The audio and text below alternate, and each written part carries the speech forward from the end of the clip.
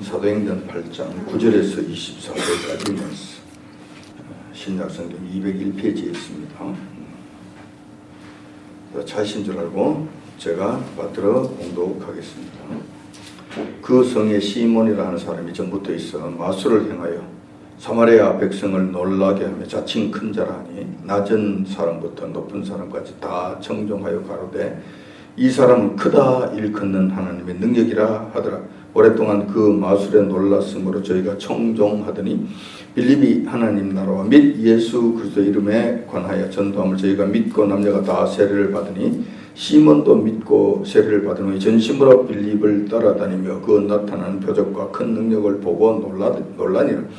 예루살렘에 있는 사도들이 사마리아도 하나님의 말씀을 받았다함을 듣고 베드로와 요한을 보내며 그들이 내려가서 저희를 위하여 성령 받기를 기도하니 이는 아직 한 사람도 성령 내리신 일이 없고 오직 주 예수의 이름으로 세례만 받을 뿐이라. 이에 두 사도가 저에게 안수함에 성령을 받는지라. 시몬이 사도들의 안수함으로 성령 받는 것을 보고 돈을 들여 가로되 이 권능을 내게도 주 누구든지 내가 안수하는 사람은 성령을 받게 하여 주소서 하니 베드로 가로되 너가 하나님의 선물을 돈 주고 살 줄로 생각하였으니 내 은과 내가 함께 망할지어다.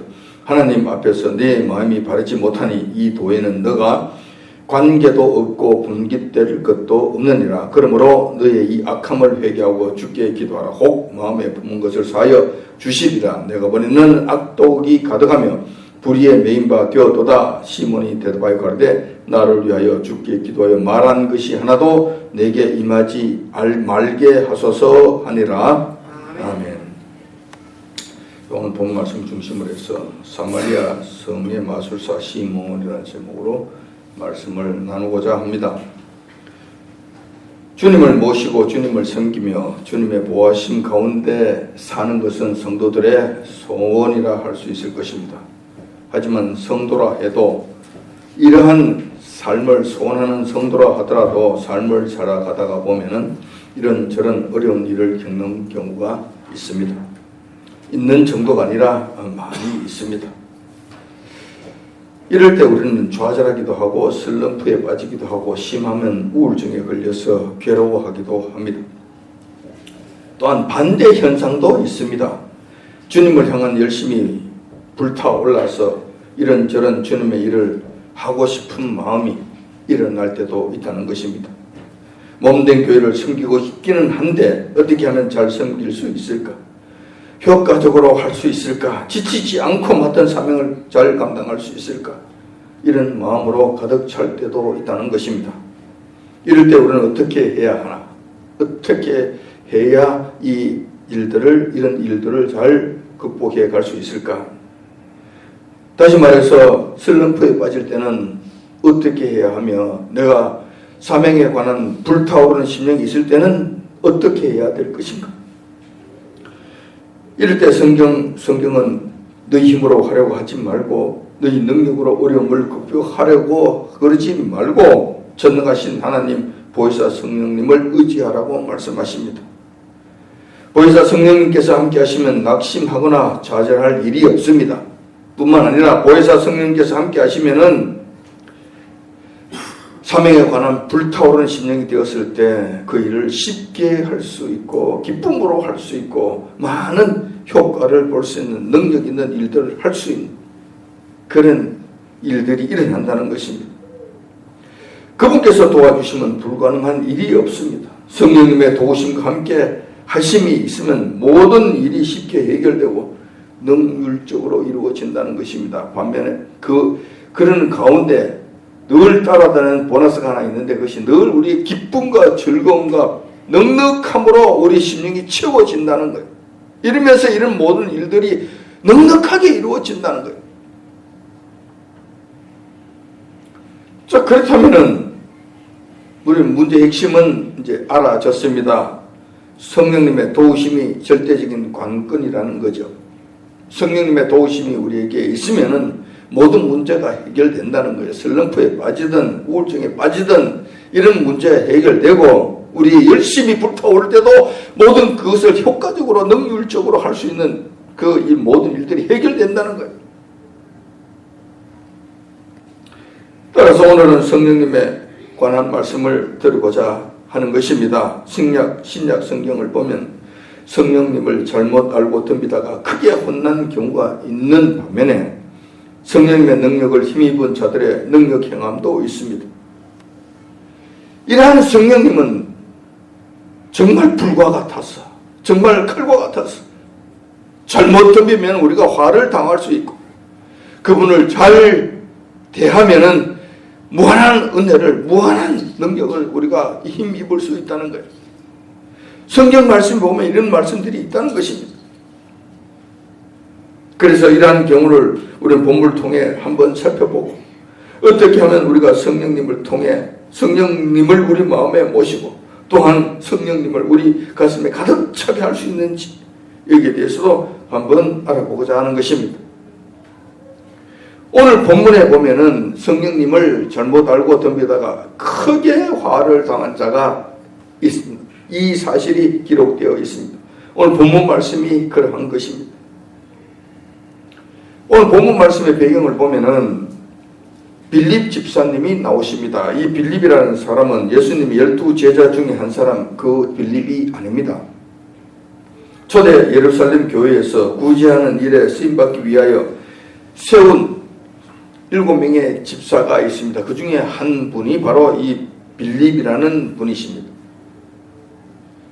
사도행전 6장 3절부터 나오는 그 말씀에 보면은 그 제자들이 베드로와 요한 이런 분들이 되겠죠. 이분들이 이제 그 성도들에게 이런 말을 합니다. 형제들아, 너희 가운데서 성령과 지혜가 충만하여 칭찬 듣는 사람 7을 택하라.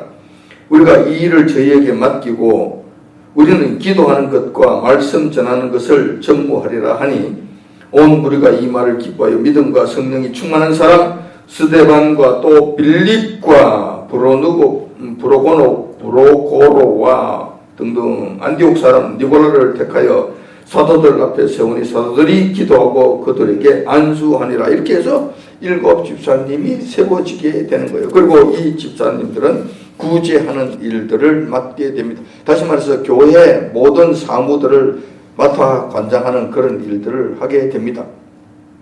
반면에 제자들, 사도들은 말씀 증거하는 일과 기도하는 일에 전념하도록 그렇게 합니다. 자, 이것은 아주 잘된 일이라고 생각합니다. 지금도 교회의 운영은 이렇게 되는 것이 맞아요. 이것이 성경적으로 옳다라는 것입니다.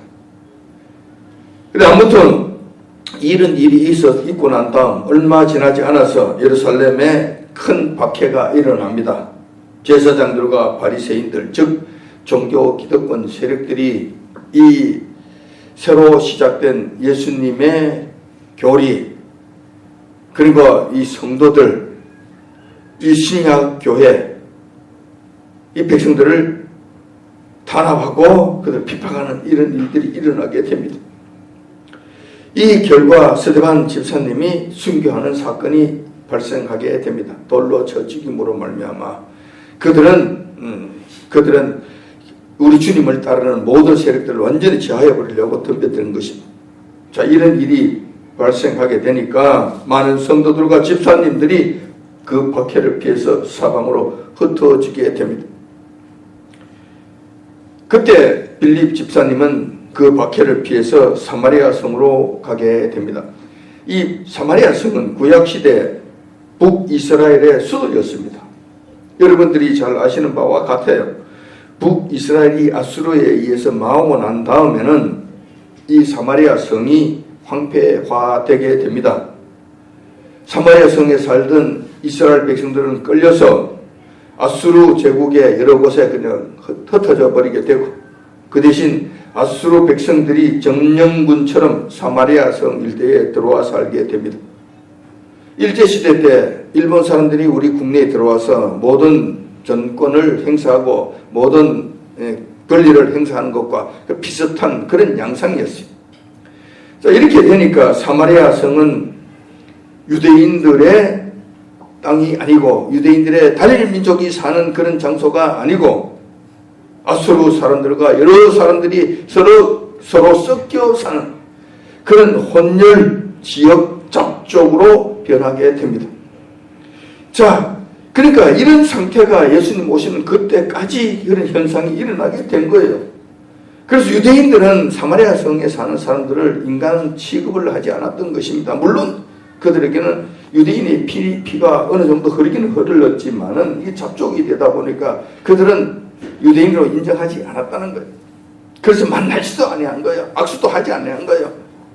상종도 하지 아니한 거예요. 그래서 저 갈릴리에서 예루살렘으로 올라올 때나 내려갈 때나 그때는 지름길이 있어요. 지름길이 사마리아 성을 통해서 가는 길이에요. 이거 지름길이에요. 그런데 그것을 마다하고 그 사람들을 만나는 것 자체를, 접촉하는 것 자체를 무슨 병균 보듯이 함으로 인해서 그들은 글로 가지 아니하고 이 큰 길에서 둘러서 가는 거예요. 요단강 저 건너편 쪽으로 해서 이렇게 해서 예루살렘으로 돌아가는 이런 일들을 그지 있었다는 것입니다.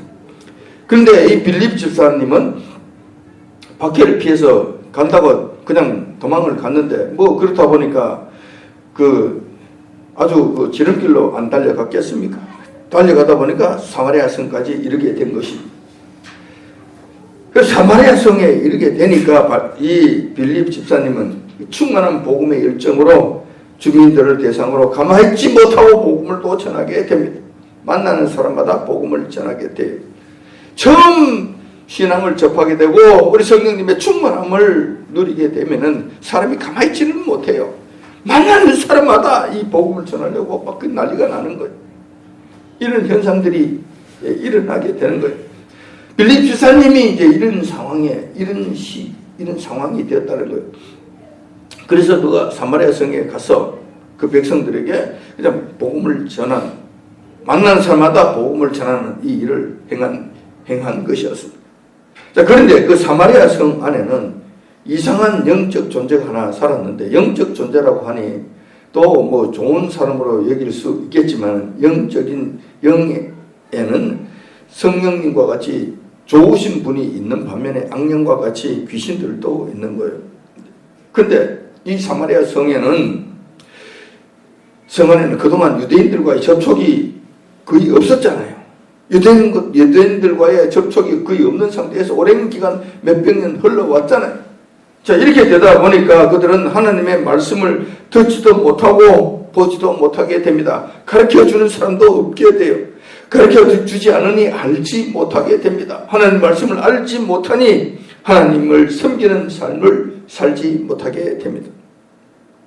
자연적으로 그게는 요 하나님의 다스리심이 없고 복음이 없으니 귀신의 세력들이 드글드글하게 됩니다. 사마리아 성을 장악하는 그 세력들이 귀신의 세력들이 되고 사마리아 주민들은 그 귀신들에 의하여 그냥 끌려다니는 그런 삶을 살게 된 것입니다.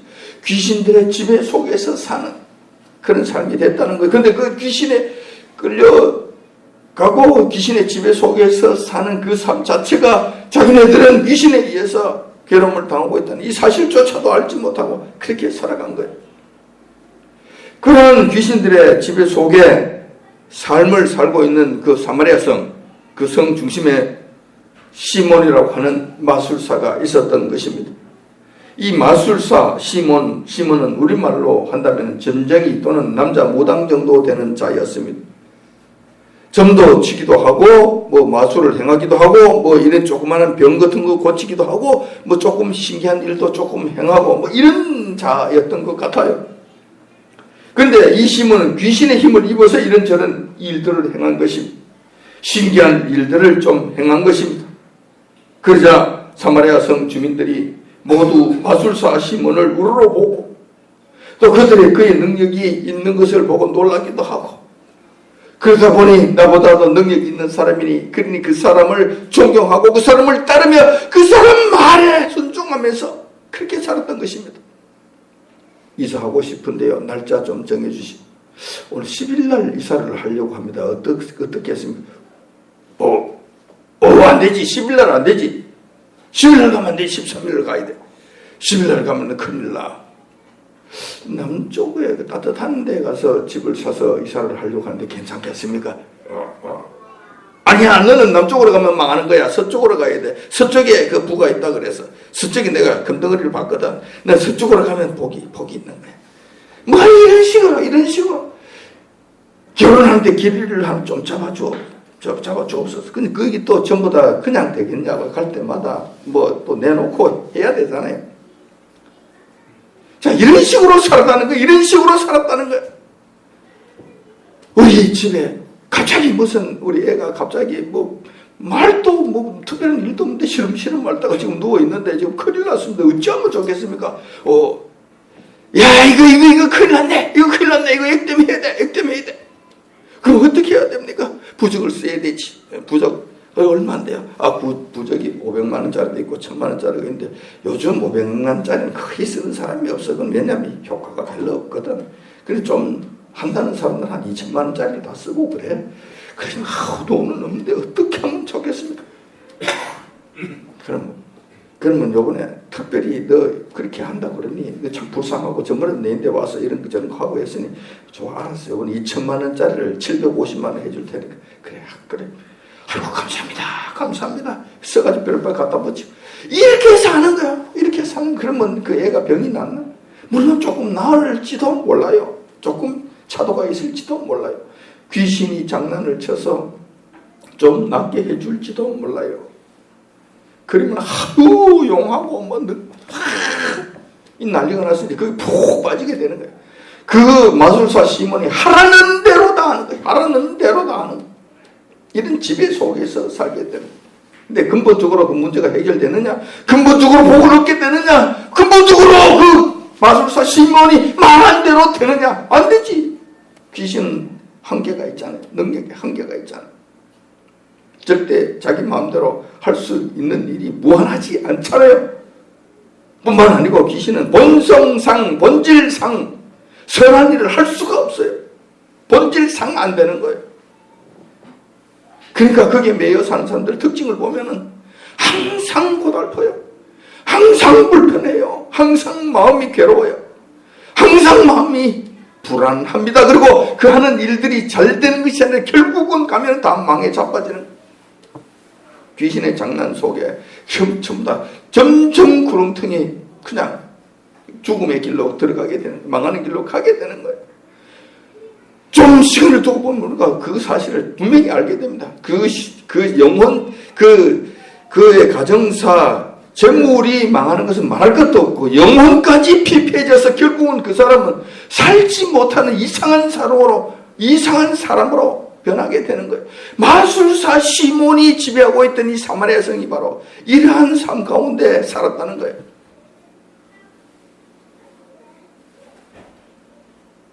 그래서 마술사 시몬은 우쭐한 마음에 스스로 내가 큰 자라고 자처하면서 사마리아 성에 사실상 영적인 지배자로 군림하며 행세하며 살았던 것입니다.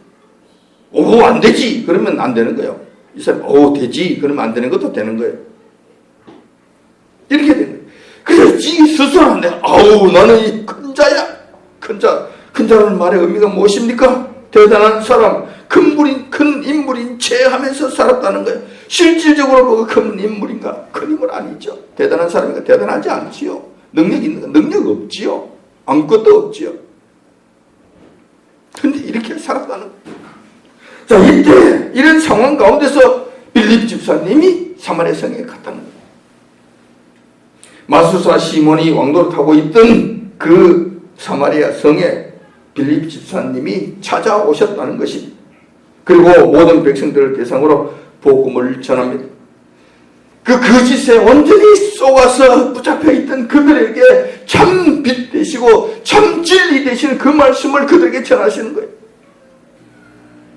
아울러서 빌립 집사님이 복음을 전하는 곳에서는 성령님의 역사심이 같이 나타나게 됩니다. 그러므로 여러 가지 기적들이 겸하여 나타나게 되는데 그 기적들로 인해서 지금 빌립 집사님이 전하시는 그 말씀이 참 진리라는 것, 정말 맞다는 것, 복음이 확실하다는 것, 요한에게로부터 온 것이라는 것을 증명해 줍니다.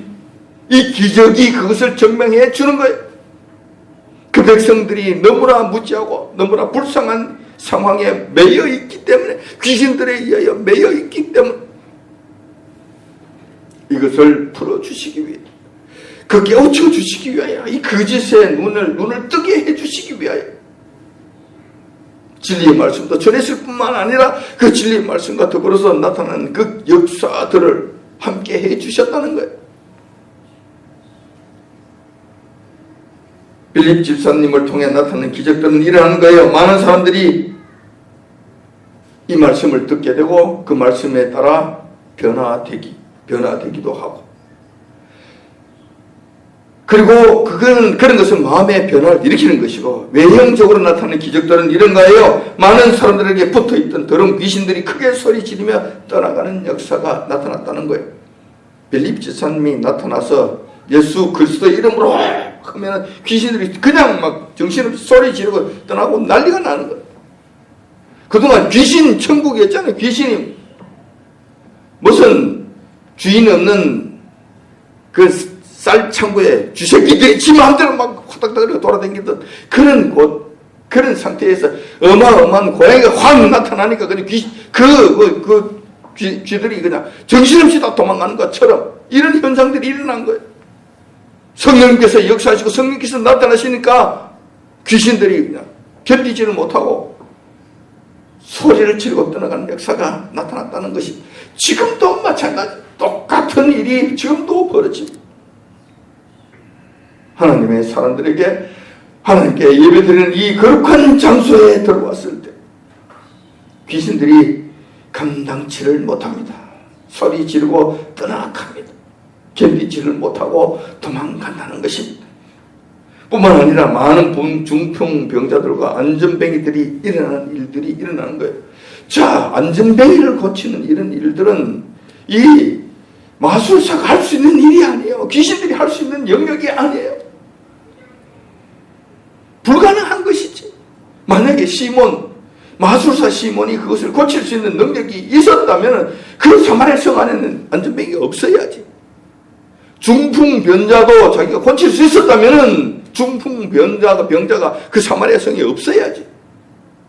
그런데 빌립 집사님이 가는 곳마다 귀신들을 쫓아내고 중풍병자를 일으켜 세우시고 안전뱅이를 고치고 하는 이런 일을 행하셨다는 것. 이렇게 되니까 사마리아 성 백성들이 마술사 시몬을 버려두고 빌립을 따르게 되며 빌립 집사님이 전하는 복음을 일심으로 받아들이는 일들이 일어나게 된 것입니다. 당연한 것 아니겠습니까?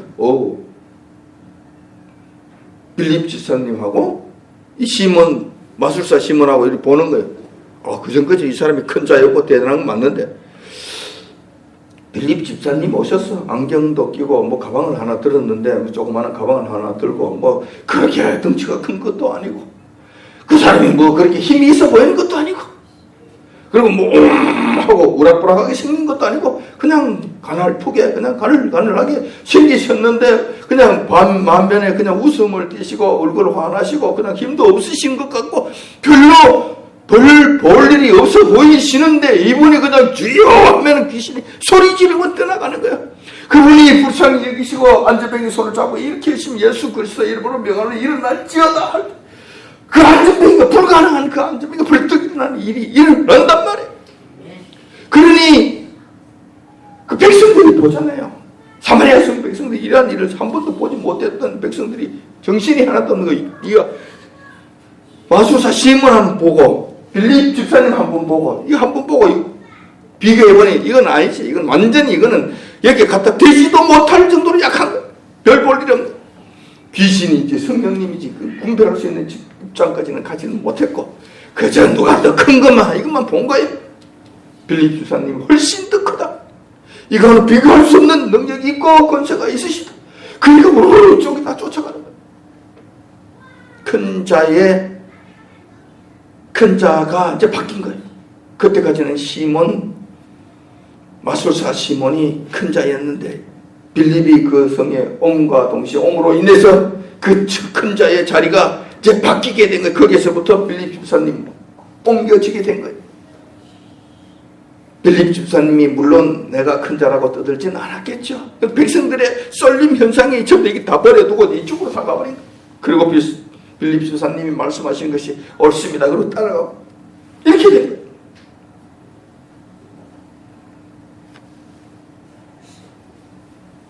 자, 이런 상황이 되니까 답답한 것은 마술사 시몬이 와, 이 큰일 났네. 그럼 나는 이거 어떻게 하지? 앞으로 나는 뭐 먹고 살지? 앞으로 내가 누리던 이 권세는 어떻게 하지? 이거 먼저 생각할 거예요. 오늘 본문 말씀에는 그런 것이 정확하게 기록되어 있지 않지만은 그 배우에 흐르는 이 내용, 이 흐름을 우리가 잘 볼 줄 알아야 돼요. 마술사 시몬이 지금 다급해지게 된 거예요. 아무리 봐도 빌립보다는 내가 한 수 아래가 아니라 여러 수 아래인 것이 분명해 보여요. 그래서 생각을 한 거예요. 야, 그럼 어떻게 한 거예요? 어떻게 해야 돼? 내가 저 빌립이라는 사람 밑에 들어가서 그 사람의 기술을 내가 좀 배워야 되겠다. 그 사람의 어떻게 하는 것인지 그 비법을 내가 좀 전수를 받아야 되겠다. 자, 이렇게 된 거예요. 그렇게 해서 빌립 집사님의 제자가 되기로 마음을 먹습니다. 그래서 뭐 늘 있지는 않고 언젠가는 빌립 집사님 가겠지. 그러면 내가 그 비법을 전수받아서 내가 더 큰 자가 되면 되잖아. 더 큰 자가. 빌립 집사님만큼 하지는 못한다 하더라도 그 반 정도만 행해도 그 다음에부터 계속 내가 큰 자로 뭐 계속 누릴 수 있는 거 아니야. 뭐 이거였겠죠. 이런 거였겠지. 시몬이 빌립 집사님의 능력을 보자 자신의 능력보다도 월등하다는 사실을 깨닫고 빌립의 수하에 들어가기로 작정합니다. 그리고 빌립이 전하는 말씀도 듣고, 자, 들었습니다. 근데 이 말씀을 자기 걸로 만든 것이 아니라 그냥 지식으로 듣고 그 중에 무슨 비법이 있나, 그저 능력 행하는 이 비법이 뭐 있는가, 이 중에 뭐 있는가 싶어 듣는 거예요. 그리고 빌립으로부터 세례도 받고, 그렇습니까? 하고 하니 빌립이 그래, 그럼 내가 세례를 줄까? 세례를 주시옵소서. 세례 받으면 또 무슨 권능이 자기에게 또 자동적으로 무슨 주어지는가 싶어서 세례, 무당이 군내림 하듯이 뭐 그렇게 뭐 되는가 싶어서 세례도 받고, 자, 그렇게 한 거예요. 그런 다음에 빌립의 제자를 자참해서 성심껏 모시고 따라다녔습니다. 소위 말하는 비서 역할을 했다는 거예요. 운전수 역할도 했다는 거예요. 요즘 유명한 목회자, 부흥 강사들이 수행원을 대동하고 다니는 것하고 비슷한 그런 모습이, 그 역할을 했다는 거예요. 부흥 강사를 섬기는 수행원, 비서, 운전수, 뭐 이런 역할을 이 시몬이 자임하고 자참해서 그 일을 했다는 겁니다. 자, 근데 본문 말씀을 보면은 마술사 시몬이 빌립을 따라다니는 목적이 순수하지 못하다라는 암시가 나옵니다. 13절에 그 말씀이 있는데, 시몬도 믿고 세례를 받은 후에 전심으로 빌립을 따라다니며, 자, 여기까지 보면은 참 훌륭한 성도 같기도 하고 완전히 회심하고 사람이 바뀐 것처럼 보여요. 그런데 이 모든 것들이 가짜였고 진실된 것이 없다는 거예요. 뭐냐면 그 나타나는 표적과 큰 능력을 보고 놀라니라. 그가 지금 포커스를 맞추고 있는 것은 그 능력 행하는 것과 표적, 여기 온통 정신이 가 있는 거예요. 이것을 지금 말씀하시는 거예요. 그러니까 세례를 받는 것도 가짜로 그냥 그래요. 뭐 이거 받으면 무슨 신령한 뭐가 힘이 뭐 생기나, 그래 뭐 세례도 주시고, 그리고 전심으로 빌립을 따라다녔지. 그래야 무슨 비법을 받을 것 같아요. 또 믿고, 무엇을 믿었어요? 무엇을 믿었냐고요? 빌립이 하는 말 그냥 그거 따라하면은 뭐가 될 것 같으니까 그걸 내 걸로 그냥 적고, 비법이니까 적어놓고 이걸 따라할 거라고. 이것을 이 본문에서는 믿는 것이라고 이렇게 표현해 놓은 거예요. 그러나 시몬의 목적은 말씀을 듣고 주님께 순종하는 데 있는 것이 아니라 빌립이 행하는 표적과 큰 능력에 있었던 것입니다. 아마도 제자처럼 따라다니면서 빌립의 표적과 큰 능력을 배우고 싶었던 것으로 보입니다. 자, 이런 상태에서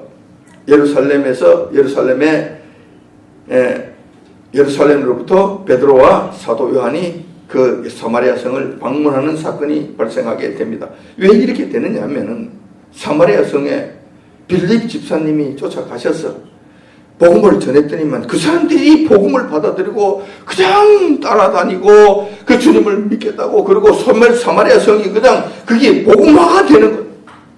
전도가 돼서 많은 사람들이 따라오는 거예요. 예루살렘을 벗어나서 예루살렘과 그 유다를 벗어나서 다른 지역에 복음이 전파된다. 특히 유대인들이 봤을 때는 그 사람들은 이방인들보다도 더 수악하고 못된 정말 인간 같지 않는 그 사람들이라고 여겼던 그곳에서 이 귀한 복음이 전파됐다는 이 사실이 그들에게는 신기하게도 생각된 거예요. 무슨 일이 이렇게 된 거야? 우리 유대인들에게만 이게 복음이 전하는 거 아니야? 전해지는 거 아니야? 근데 이게 어떻게 해서 거기에서 복음이 전파된 거야? 이게 이상한 일이네.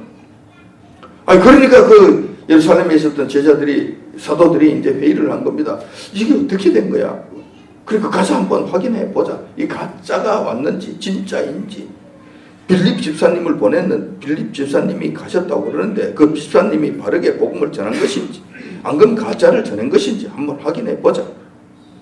그러니 그 대표로 베드로 사도하고 사도 요한 이 두 분께서 가셔서 한번 점검하고 오세요. 이렇게 된 거예요. 그래서 파견을 보낸 거예요. 베드로와 사도 요한이 사마리아 성에 이제 가게 됩니다. 가서 보니까 사람들이 막 자기도 상상도 못한 일들이 막 생긴 거예요.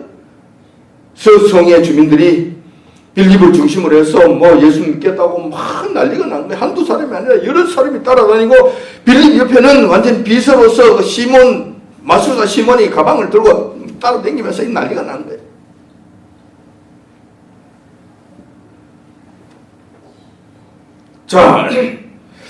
그래서 베드로와 사도 요한이 그들의 신앙 상태를 다시 점검을 쭉 해봅니다. 해보니 말씀을 전한 것이라든가 모든 복음의 내용들에 있어서는 문제가 없어요. 특별한 문제가 없어. 잘 돼. 그런데 한 가지 문제가 생긴 거예요. 한 가지 문제가 있는 거예요. 베드로가 보니까 그렇고 사도 요한이 보니까 그런 거예요. 뭐냐 하면은 성령님께서 임재하시는 성령님 체험이 없었다는 거예요. 그 백성들에게 이것이 없었다라는 거예요. 성령님께서 임재하지 아니하시고 성령님께서 함께하지 아니하시면 이것은 아무리 입으로 시인하고 세례를 받고 난리를 친다 하더라도 세례는 물세례잖아요. 그들은 마른 막대기와 같은 거예요. 생명이 그 안에 없는 거예요. 거듭나지 아니한 것입니다. 그리고 거듭나지 못했으므로 말미암아 그들의 구원이 확정되지 못하는 거예요. 하늘나라에 간다는 보장이 없다는 이야기예요. 이것이 이런 상태에 있다는 거예요. 성령께서 임하지 아니하시면은 아무리 복음을 받아들이고 그렇습니다. 아멘 할렐루야 울고 한다 하더라도 언제 바뀔지 몰라요. 언제 다 엎어버리고 다른 길로 갈지 알지 못하는 그 안에 생명이 지금 없는 거예요. 이것을 발견하게 된 베드로와 사도 요한이 사마리아 성도들에게 기도를 합니다. 안수를 합니다. 성령 받기를 간절히 간구합니다. 성령 임하여 주옵소서. 그래서 저 백성들을 진정 하나님의 백성으로 삼아 주옵시고 구원의 백성으로 인도해 주옵소서 하고 그들에게 기도하고 또 원하는 사람들에게 안수해 주시고 하는 거예요. 그렇게 안수하고 기도하고 했더니만 그 백성들이 무릎 꿇고 기도하고 했을 때 제자들이 사도들이 기도하고 했을 때 그들이 성령님이 임하시는 역사가 일어나게 됩니다. 예수님께서 요단강에서 요한에게 세례를 받으실 때 성령님께서 비둘기처럼 임하시는 비둘기 쫙 날아와서 그 머리에 앉으시는 것처럼 그렇게 눈에 보였다. 그런 것은 아니에요. 성령님께서 임하시는 것은 우리 눈에 보이는 것이 아니에요. 다른 사람이 봐서 알 수 있는 것이 아니에요. 단지 그것은 현상으로 나타나는 본인만 알아요. 본인만 성령께서 나한테 임하신 그 느낌과 그 감동이 나는 알아요. 다른 사람은 잘 몰라요. 그런데 다른 사람이 알 수 있는 현상도 있어요. 그것이 뭐냐면 성령님께서 임재하실 때에 임재하심으로 말미암아 나타나는 현상들이 있는 거예요. 그 현상이 뭐냐면 방언을 한다든가 예언을 한다든가 하는 이런 현상들로 나타나는 거예요. 갑자기 인간이 할 수 없는 그 일들을 하는 거예요. 이러한 일들이 그에게 나타나는 거예요. 이런 사람들은 또 일어나서 귀신 들린 자에게 가서 귀신아 예수 그리스도 이름으로 명하니 떠나갈지어다 했을 때 그들에게는 귀신을 쫓아내는 권능이 나타나게 되는 거예요. 왜? 내 안에 성령님께서 계심으로 말미암아 이 성령님의 권능에 의해서 그 귀신을 쫓아낼 수가 있는 거예요. 그런데 성령님께서 임하시 아니하시는 없는 가짜가 가서 예수 그리스도 이름으로 명하니 하고 하다가는 귀신들이 먼저 알아보고 그냥 바로 대치기 공격을 또한 대치기 공격을 당하게 되는 거예요. 오히려 그냥 창피만 심하게 당하고 끝나버리는 거예요. 안 되는 거예요. 그런데 성령께서 임하시게 되면은 이 일이 가능하게 되는 거예요. 자, 이런 현상들이 일어나게 되는 것입니다. 자, 이 사실을, 이러한 일들을 마술사 시몬이 옆에서부터 눈이 빠지게 쳐다보는 거야. 야, 이게 뭐야? 이게 신비하네. 이거 아니야, 이거. 이거래, 이거 있으면 되겠네, 이거 있으면 내보다 내 능력이 한 단계 아니라 한 서너 단계 업그레이드 되겠네. 그러면 지금부터 이 제자들이 물러가고 난 다음에 내가 이 성의 주인이 또 되는 거 아니야? 이런 생각을 지금 하게 된 거예요. 그러면 회심의 무서를 지었습니다. 지금까지 내가 절 따라다녔네. 그래서 이것을 내가 봤잖아. 다른 사람들은 모르지만 나는 이것을 봤잖아. 그러므로 이 능력을 내 것으로 만들면 되겠네. 오케이, 그렇지, 그래, 하자. 지금이 찬스이니까. 가만 보니까 빌립도 별거 아니네. 빌립이 그냥 베드로가 이 사람이 최고 같아. 왜냐면 빌립 지사님이 베드로가 사도가 오시니까 막 거기서 아이고 그 앞에서 또 이렇게 되는 거예요. 빌립의 선생님이 확실하게 계신 거예요. 빌립이 하지 못하는 것을 이 베드로가 하시는 거예요. 아, 빌립도 이제 보니까 별거 아니네. 아, 이분이 최고야. 그러니까 이분한테 가면 되겠네. 그래서 다짜고처럼 나 들고 있던 빌립의 가방을 내 동댕이 쳐버리고 집으로 쫓아갑니다. 그리고 집에 있던 돈을 다 끄집어냅니다. 꺼내서 이게 싸고 그냥 넣고 해서 한 가방을 그냥 만들어서 짊어지고 쫓아와요. 와서는 베드로와 사도 요한에게 내놓습니다. 내놓고 돈을 갖다 대니까 그리고 그 앞에 엎드려서 간청을 합니다. 그 능력을 내는데 나인데 좀 달라고, 내인데 좀 팔아라. 돈 줬으니까 팔아라는 이야기지. 그 능력을 좀 주옵소서. 돈을 줬으니 나에게 넘겨 주옵소서. 자, 이 말씀이 19절에 있는 말씀이야. 19절. 가로되 이 권능을 내게도 주 누구든지 내가 안수하는 사람은 성령을 받게 하여 주소서. 그 권능을 나한테 주셔서 당신처럼 내가 안수하고 기도하고 내 주고 싶은 사람들에게 막 성령을 그냥 내 주머니에 있는 무슨 공깃돌처럼, 내 주머니에 있는 사탕처럼 내 주고 싶은 사람에게 막 줄 수 있도록 해 주옵소서. 돈 들여 싸우니 이렇게 된 거예요. 이렇게 된 거예요. 외형적으로 보면 성령님을 널리 전파하는 능력을 달랐는데 주지 못할 일이 없는 것 같아요. 이런 권능을 달라고, 이런 권능, 성령님의 권능을 주시옵소서 하는데 그렇게 잘못된 거 그칠 않아요. 기도원에 가면 지금 이거 하잖아요. 많이 하잖아요. 권세를 받으라고, 권능을 받으라고. 오늘 이 저녁에 그냥 불 받지 않고는 못 간다고, 받으라고. 다 그러잖아요. 자, 이것이 과연 전부 다 옳은 것인가, 바른 것인가, 잘하는 것인가. 우리가 잘 한번 살펴볼 필요가 있어요. 이 마술사 시몬을 통해서 우리가 잘 봐야 돼요. 이것이 옳은 일인가 잘 봐야 된다는 거예요. 자, 마술사 시몬이 이렇게 엎드려서 돈까지 시몬도 싸들고 한두 푼이겠어요? 굉장히 많은 돈을 그 앞에 내놨겠지. 내놓고 달라고 간절히 강구하는데 무릎 꿇고 엎드렸는데 베드로가 마술사 시몬의 심중을 꿰뚫어 봅니다. 그리고 엄한 책망을 합니다. 내가 성령님의 은사를 흑성스러운 도로 살려고 했더냐? 야단을 치십니다. 자, 성령님의 은사를 돈을 주고 살려고 한다. 은사라는 말의 의미가 뭔데? 하는 성령께서 은혜로 주시는 거잖아요. 은혜로 주신다는 것은 그냥 값없이 주시는 것이잖아요. 아무 값없이 대가 없이 그냥 주시는 것이잖아요. 왜 그냥 주시는 거예요? 우리가 자랑하지 못하게 하시기 위하여 그냥 주시는 거예요. 첫 번째, 절대 자랑하지 말라는 거예요. 이건 내 것인데 돈 주고 샀으니까 본전 생각이 날 거 아니에요. 그럼 이 본전을 몇 배로 남겨야지 이럴 것 때문에 이걸 가지고 자기 유익을 위해서 그냥 막 쓸 거란 말이에요. 그러면 안 된다는 거예요. 그래 할 수 없다는 거예요. 그래서 성령께서 주시는 이 은사는 그냥 그저 주시는 본전 생각 이런 거 일절로부터. 두 번째, 성령께서 이 은사를 그냥 주시는 이유는 이것이 너무 고귀하고 너무 귀한 것이기 때문에, 너무 값진 것이기 때문에 이 땅에 돈으로 환산할 수가 없어요. 이것을 어떻게 돈으로 환산하느냐고요. 이 땅에 돈으로 환산할 수 없으니까 그냥 줄 수밖에 없는 거예요. 그래서 그냥 주시는 거예요.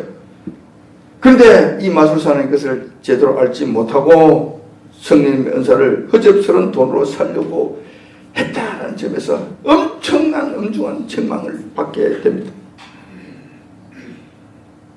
그리고 그 심령을 꿰뚫어 보시고 그를 책망하십니다. 너는 마음에 악독이 가득하고 불의에 매인 바 되었다고 야단치십니다. 그러니까 지금까지 빌립의 가방을 들고 비서 역할을 하면서 열심으로 믿고 열심으로 따라다니고 열심으로 했는데 이것이 모두 그 마음속에 악독이 가득한 불의에 매인바 되어서 그 일을 했다는 거예요.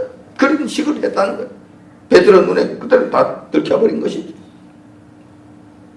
이런 측면에서 빌립 집사님보다는 사도 베드로가 한 수 위였다.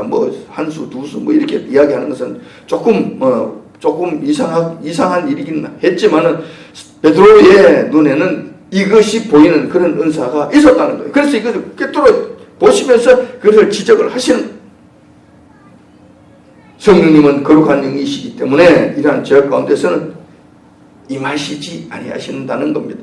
그럼 이렇게 하면 이런 마음으로는 안 된다는 거예요. 또한 시몬은 분명 성령님의 능력을 받아서 성령님의 능력을 받기를 원했습니다. 그런데 그 능력을 받아서 생명을 살리는 일에 사용하고자 하는 것이 아니고 사마리아 성에서 영적인 지도자로서 다시 군림하고 싶은 욕망을 이루고자 이 성령님을 원했다는 것입니다. 자, 이런 것이 있었다는 거예요.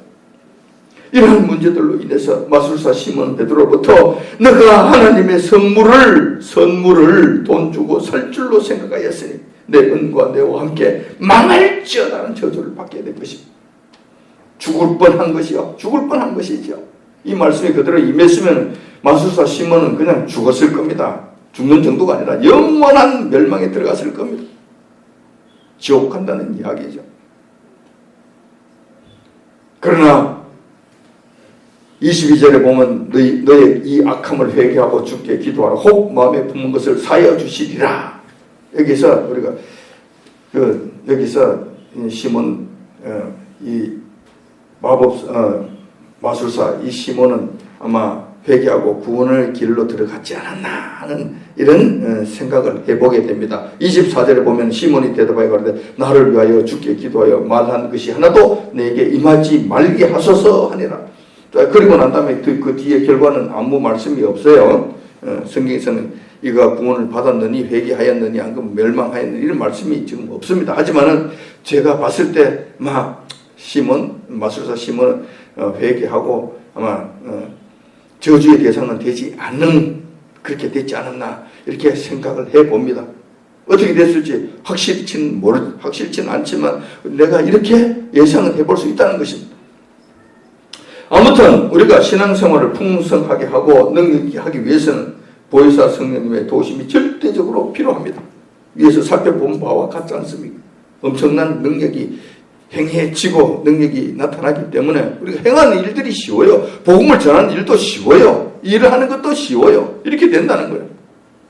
하지만 본문의 말씀을 통해서 살펴본 바와 같이 성령님의 충만하신 임재를 경험하려면 반드시 해서는 안 될 일이 있어요.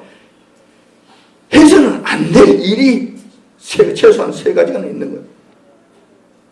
그것을 살펴보면 이런 거예요. 첫 번째로 보면은 성령님의 은사를 돈으로 살려고 하는 시도, 이것을 하면은 이건 안 되는 것입니다. 이렇게 책망을 받게 되는 거예요.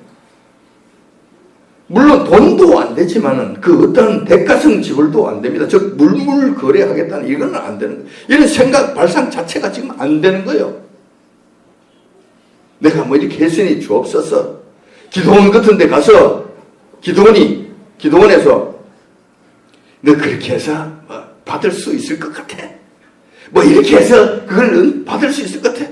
은근히 많이 헌금하면은 많은 은사를 받을 것처럼 이렇게 윽박 지르고 분위기를 조성해가는 이런 것. 누구는 뭐 얼마 했더니만 이런 복을 받았다. 누구는 어떤 아파트를 팔아서 갖다 바쳤더니만 병이 나았다. 성령께서 임하셔서 불같이 뭐가 되고 어쩌고 저쩌고. 되겠느냐는 거예요. 이게 되겠느냐.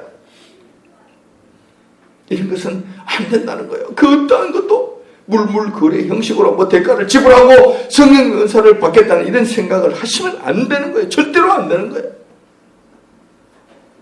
첫 번째 해서는 안 될 이. 왜냐하면 성령님의 은사는 하나님의 선물이기 때문에 그렇습니다. 저 사도 베드로가 책망하실 때 첫 번째 말씀이 그렇잖아요. 너가 하나님의 선물을 돈 주고 살려고 했나? 하나님의 선물이에요. 그것은 하나님의 선물이라니까. 선물은 감사함으로 그냥 받는 거예요. 이것을 돈으로 환산하려고 했다. 하나님의 그 은혜를 지금 무엇으로 알고? 이게 큰 죄가 되는 거예요. 제발 그러지 마시라는 거예요. 두 번째, 마음의 상태가 더러우면 안 되는 거예요. 자, 마술사 시몬이 그렇잖아요. 내가 보니 너는 악독이 가득하여 불의에 매인바 되었다. 이 상태에서는 성령님 도무지 안 됩니다. 임재하실 수 없어요. 이건 불가능한 이야기예요. 왜냐하면 성령님은 거룩한 영이시기 때문에 불의와 더러움과 악의와 이런 데에 대해서 이런 거와 함께 하실 수가 없어요. 안 되는 거예요. 이거는 자체가 안 되는 거예요. 이런 상태로서는 성령님 임재하심을 정말 생각하지 말라는 거예요. 그러면 안 된다는 거예요. 또 세 번째, 성령님의 은사를 사모하는 목적이 있어야 된다는 겁니다. 목적이 발라야 된다는 거예요. 타락한 목적이면 안 된다는 거예요. 이 목적은 오로지 주님의 일을 하기 위한 것이라야 된다는 거예요. 주님의 말씀에 순종하기 위한 것이라야 된다는 것입니다. 다시 말해서 이웃을 사랑하는 그 일을 하기 위해서 내 힘으로는 주님을 사랑할 능력이 없사오니 사랑할 수 있는 능력을 주시옵소서, 그 은사를 주시옵소서 되는 것이지. 목적이 이래 선해야 돼요. 목적이 하나님의 뜻에 맞아야 돼요. 하나님 말씀을 증거하고 복음을 전파하는 그 일에 적합해야 되는 거예요. 그 일을 위해서 이것을 요청해야 되는 거예요. 그랬을 때 성령님의 은사가 저희들에게 넉넉하게 풍성하게 임하게 된다는 거예요. 최소한 이 세 가지는 하지 말아야 되는 거예요. 돈으로 살려고 한다든가 대가성, 대가를 지불하고 물물 교환을 하려는 이런 마음을 가진다든가 이런 건 절대로 안 되고. 두 번째, 마음 상태가 더러우면 죄로 가득 차 있으면 악독이 가득하고 불의에 매인받으면 절대 안 된다는 거. 이건 해서는 안 된다는 거. 세 번째, 그 목적이 순수하고 하나님의 뜻에 합당한 것이라야 된다는 거. 이것이 안 되면은 이거 반대되는 이런 상황은 이거는 반드시 하지 말아야 돼. 이러면은 성령님을 우리가 모실 수 없다라는 것입니다. 자칫 이런 상태로 성령님의 은사를 사모하다가는 마술사 시몬처럼 치명적인 저주를 받을 수 있다는 사실을 기억하시기 바랍니다. 그러면 성령님은 어떻게 하면 받을 수 있는가? 사도행전 2장 38절에 기록되어 있습니다. 베드로가 가로되 너희가 회개하여 각각 예수 그리스도 이름으로 세례를 받고 죄사함을 얻으라. 그리하면 성령님을 선물로 받으리니. 성령님은 선물로 그냥 주신다는 거예요. 자, 핵심은 분명합니다. 성령님은 값없이 그저 선물로 주시는 것입니다. 그런데 단 조건이 있는데 그것은 예수 그리스도를 통한 죄사함을 받는 것입니다. 그렇기 위해서는 회개하는 것이 반드시 선행되어야 합니다. 깨끗함을 유지해야 된다는 거예요. 그렇지 않으면 성령님을 모실 수 없게 된다는 것입니다. 오늘은 제가 성령님에 관해서 이런저런 말씀을 드렸습니다. 성령님을 모시기 위해서는, 성령의 은사를 충만하게 받기 위해서는 세 가지 일은 하지 말아야 됩니다. 돈으로 살려고 한다든지, 마음의 상태가 더러운 상태이든지, 그 목적이 성령님의 은사를 받으려는 그 목적이 불순한다든지, 이런 것은 절대로 하면 안 된다는 것. 반면에 해야 될 한 가지, 반드시 해야 될 한 가지가 있는데, 그것은 회개하고 우리 주님, 우리 주 예수 그리스도의 이름으로 깨끗함을 얻는 상태가 되어야 됩니다. 그리고 완전한 회개, 죄 사함을 받아야 된다는 것. 그러면은 나머지는 성령께서 자동적으로 우리에게 선물로서 풍성하게 주어지신다는 이 사실을 기억하시기 바랍니다. 이렇게 해서 금년 한 해 동안에는 성령님 충만하심과 풍성하신 성령님의 은사로 주님의 몸된 교회를 즐겁게 섬기며 이 죄악이 관영한 세상 속에 나가 살아갈 때에도 성령님으로 말미암아 넉넉하게 이기는 삶을 살아가시는 저와 여러분들이 다 되시길 이 아침 주님의 이름으로 축원드립니다.